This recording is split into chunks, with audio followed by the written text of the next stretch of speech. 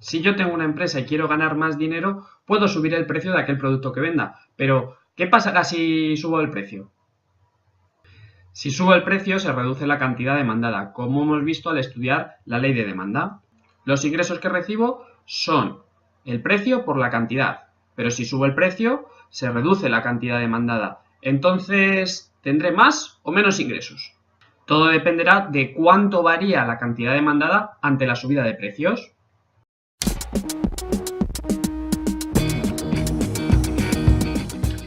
La elasticidad es la sensibilidad de la cantidad demandada ante variaciones del precio. ¿Cómo lo expresamos en una fórmula? Pues de la siguiente manera, la elasticidad de la demanda es, ponemos un signo menos antes de la variación porcentual de la cantidad demandada, partido todo ello de la variación porcentual en el precio. ¿Pero os acordáis cómo se calculaba una variación? Vamos a recordarlo un momentito. Bien, pues vamos a aplicar esto de las variaciones a la fórmula. Imaginemos que yo soy panadero y subo el precio de 40 céntimos a 50 céntimos.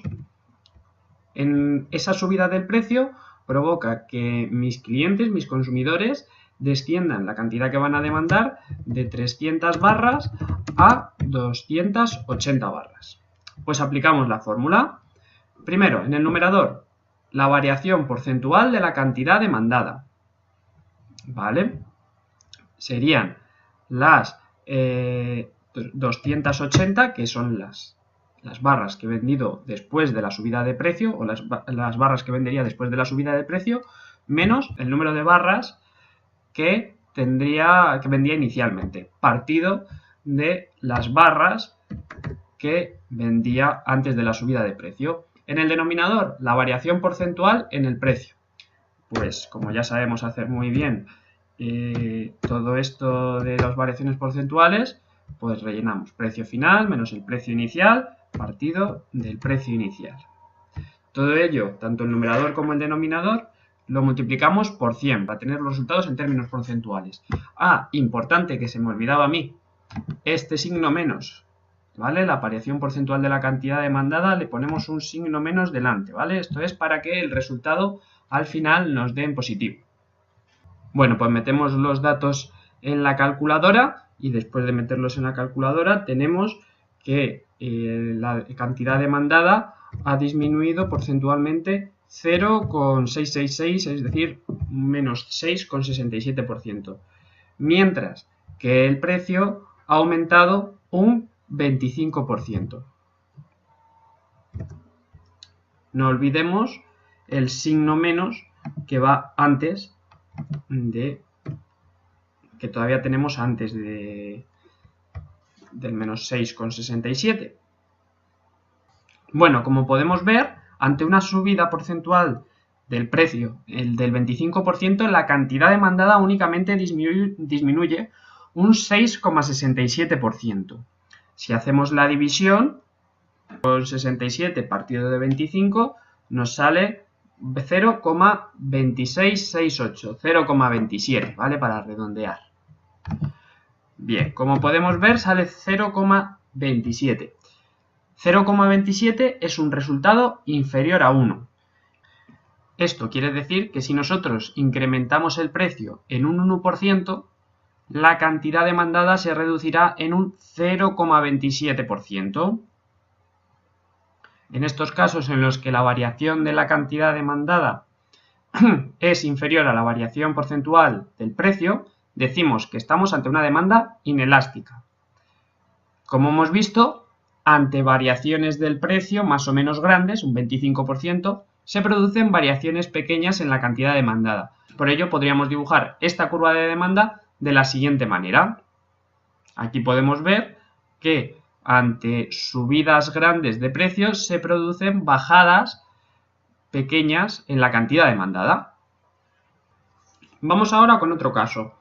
Pongamos que ahora lo que vendo es pescado y subo el filete de salmón de 4 euros a 5 euros, es decir, pues subo el precio 1 euro. Y esa subida de precio provoca que en lugar de vender 100 unidades diarias, venderé solamente 60 filetes de salmón, ¿vale? Pues reducimos de 100 unidades a 60. Bueno, ya más o menos sabemos cómo se aplica la fórmula, ¿no? En el numerador, con el signo menos delante, la variación porcentual de la cantidad demandada. Es decir, la cantidad que nos demandan al final menos la demanda que nos demandarían al inicio, partido de la cantidad demandada inicialmente. Y en el denominador, la variación porcentual en el precio. Precio final, lo hemos subido a 5 euros, por tanto 5 euros es el precio final, menos 4 euros que era el precio inicial, partido de 4 euros. Vale, empecemos por el numerador. Metemos los datos en la calculadora. 60 menos 100, que son menos 40, entre 100 por 100, para hallar el tanto por ciento. Nos sale que la variación porcentual de la demanda es un menos 40%. Si metemos los datos del precio, tenemos que el incremento del precio en términos porcentuales es del 25%. Es decir, que ante pequeños incrementos del precio se produce un gran descenso de la cantidad demandada. Tengo aquí todavía el resultado del anterior ejercicio, este no valía. Y ahora, si hacemos la división, recordemos, menos entre menos más, así que el resultado en cualquier caso nos va a salir positivo. Y 40 entre 25, 1,6. 1,6. ¿Esto qué quiere decir? Que si yo incremento el precio un 1%, la cantidad demandada se reducirá un 1,6%. Es decir, la reducción de la cantidad demandada proporcionalmente supera al incremento de los precios. En estos casos decimos que estamos ante una demanda elástica. Se representaría de esta manera. Ante pequeñas variaciones del precio se producen grandes variaciones en la cantidad demandada. Hay un par de casos especiales. Por un lado tenemos este de aquí. Da igual el precio al que esté el bien, que nosotros siempre vamos a consumir la misma cantidad. A este caso le llamamos demanda completamente inelástica o rígida. Como la variación de la demanda va a ser cero, da igual la variación del precio, que el resultado de la elasticidad siempre va a ser cero. Es decir, cuando la elasticidad es cero, estamos ante un caso de demanda completamente inelástica. Por otro lado, tenemos este otro caso, la demanda completamente elástica. Es decir, que ante una variación del precio, nuestra respuesta va a ser dejar de consumir ese bien. En este tipo de casos decimos que la elasticidad precio de la demanda es infinita. Existe un último caso que llamaremos elasticidad unitaria, cuando la elasticidad de la demanda es 1. Es decir, que cuando aumentamos el precio un 10%, la cantidad demandada se reduce en un 10%.